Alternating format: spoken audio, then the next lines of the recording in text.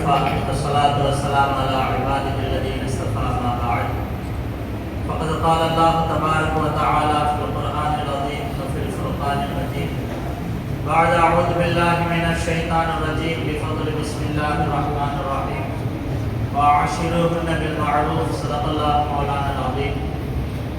கண்ணியம் நிறைந்த பெரியவர்களே, சகோதரர்களே,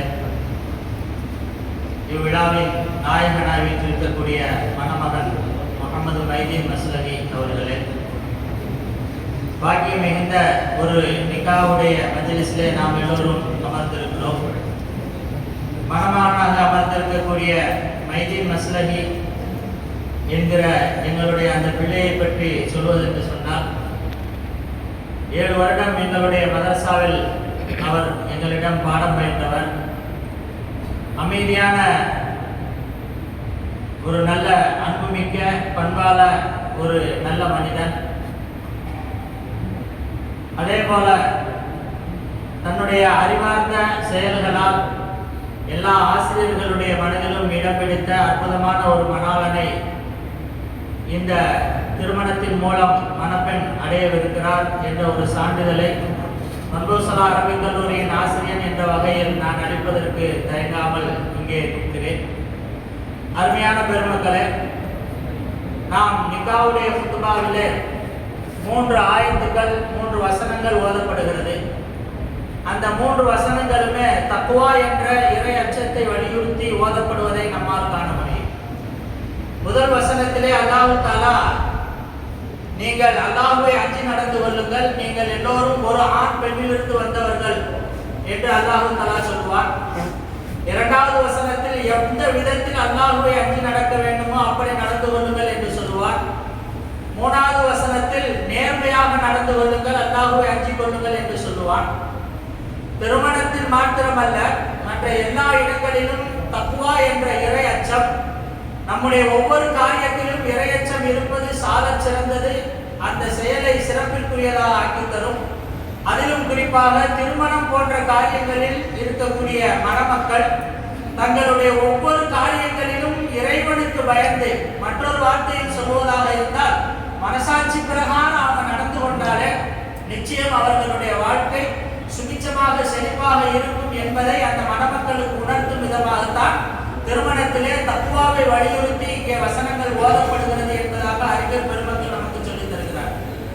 முதல் வசனத்தின் மூலம் அல்லாஹ் சொல்வது, ஒரு ஆண் பெண்ணிலிருந்து உங்களை நாம் படைத்திருக்கிறோம் என்று சொல்வதன் மூலம் திருமண பந்தத்தில் இணைகிற மணமக்களாகிய நீங்கள் ஒருவருக்கொருவர் ஈக்குவல் ரெஸ்பான்சிபிலிட்டி என்கிற மரியாதை கொடுத்து, ஒரு பெண்ணை நீங்கள் எந்த விதத்தில் மதிக்க வேண்டுமோ அந்த விதத்தில் ஒரு ஆண் மதித்து நடப்பவனாக, அதே போல ஒரு பெண் ஒரு ஆணை எந்த மரியாதையோடு நடத்த வேண்டுமோ அந்த மரியாதையோடு நடத்தி இருவரும் ஒருவருக்கொருவர் சம அந்தஸ்து கண்ணியம் கொடுத்து அவர்கள் வாழ வேண்டும். அதே போல அல்லாஹ் அந்த வசனத்திலே மற்றொரு ஆயத்திலே சொல்லுவான், யா அய்யுஹல்லதீன ஆமனு தக்குல்லாஹு வகூலு கௌலன் சதீதா, நீங்கள் எது பேசினாலும் நேர்மையா பேசுங்க அப்படின்னு சொல்லுவாங்க.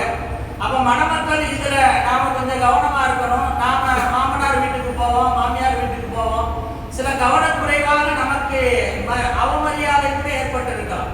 இதுவெல்லாம் அவர்கள் அறிந்து நடப்பதல்ல, அறியாமல் ஏதோ ஒரு விதத்தில் நம்மை கண்ணும் காணாமல் கூட இருந்திருக்கலாம். பரமான் வந்திருப்பாரு, மாமியார் அல்லது மாமனார் கவனிச்சிருக்க மாட்டாங்க. நம்ம அப்படி போய் வீட்டுல பத்த வச்சிடக்கூடாது. அம்மாமார்கிட்ட நான் போனேன், எனக்கு மரியாதை இல்லைம்மா அப்படின்னு சொல்லி நாம பத்த வச்சுட்டோம்னா குடும்ப சண்டையா மாறு. அப்ப சில விஷயங்கள், ஆனா நீங்க நிறைய மாப்பிள்ளைமார்கள் பெரும்பாலும் இதை சொல்றதில்ல, மறைச்சதாங்க வேற விஷயம். ஆனால் நேர்மையாக இருங்கள், இருப்பதை காட்டிலும் கூடுதலாக நீங்கள் எதையும் என்ன செஞ்சிடாதீங்க, சொல்லிடாதீங்க அப்படிங்கிற ஒரு செய்தியையும் அந்த வசனம் உள்ளே மறைத்து வைத்திருக்கிறது என்பதாக அறிஞர் பெருமக்கள் நமக்கு சொல்லித் தருகிறார்கள். எனவே அருமையான மணமக்களே, நீங்கள் வாழ்க்கையில் எல்லா வகையான கயிறு பறக்காத்துகளையும் பெற்று வாழ வேண்டும் என்று இந்த சபையின் சார்பாக, மன்பூசலா அரபிக் கல்லூரியின் சார்பாக நாங்கள் துஆ செய்கிறோம். ஒருவருக்கொருவர் விட்டுக் கொடுத்து அனுசரித்து புரிந்தவர்களாக மனைவியினுடைய தேட்டங்களை உரிமைகளை நிறைவேற்றி வைக்கக்கூடிய நல்ல கணவனாக அல்லாஹ் உங்களை ஆக்கி தரட்டும். உங்களுடைய தேவைகளையும் ஆசைகளையும் நிறைவேற்றி வைக்கக்கூடிய நல்ல ஒரு பெண்ணாக உங்களுக்கு மனைவியாக வரப்படக்கூடிய அந்த மணப்பெண்ணை அல்லாஹ் ஆக்கி தரட்டும் என்று கூடி கூடி இருக்கக்கூடிய இந்த மஜ்லிஸின் சார்பாகவும் மம்போசலா அரபிக் கல்லூரியின் சார்பாகவும் துஆ செய்து என் வார்த்தைகளை நிறைவு செய்கிறேன். அஸ்ஸலாமு அலைக்கும் வரஹ்மத்துல்லாஹி